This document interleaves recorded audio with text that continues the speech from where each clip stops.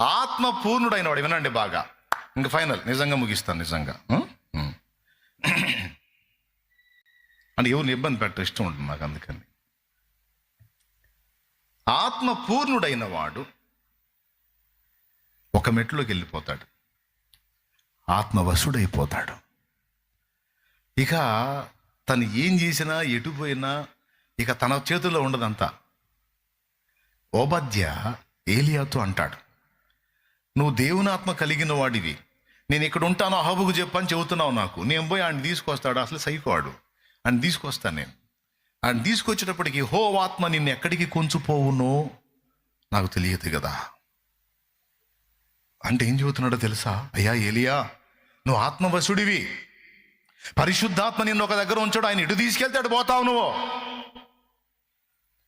కాబట్టి నేను ఇక్కడ ఉందును, పోయి అహాబును తీసుకొని రమ్మంటున్నావు. ఆ వెధవ వచ్చేటప్పటికి నువ్వు వెళ్ళిపోతే నా గతి ఏంది? వాడు అసలే మూర్ఖుడు, నన్ను చంపుతాడు. ఎరా ఆటలాడుతున్నావు నాతో, నేను రాజున్నాను తెలియదా? ఏడురా ఏలియా, ఇక్కడ తెచ్చావు, ఎందుకు తెచ్చావు అని నా తల కొట్టిస్తాడు. అంటే అర్థం ఏంటో తెలుసా? యెహోవా ఆత్మ పూర్ణులైన వాళ్ళు ఆత్మవశులైపోతారు. ఆత్మవశులైపోయిన వాళ్ళు ఎప్పుడు ఎటుపోతారు, ఎప్పుడు ఏం చేస్తారో, ఎలాంటి కార్యాలు సాధిస్తారో మనం ఊహించలేము. అలాంటి కార్యాలు ఉంటాయి వాళ్ళ నుండి. దేవునికి స్తోత్రం.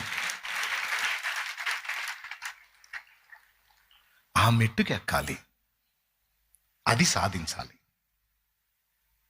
అది మనం స్వతంత్రించుకోవాలంటే ఖచ్చితంగా దేవుని సన్నిధిని కనిపెట్టి అడుగుతూ ఉండాలన్నాడు. ఎలా అడుగుతూ ఉండాలంటే కొద్ది గొప్పతో తృప్తి చెందొద్దు.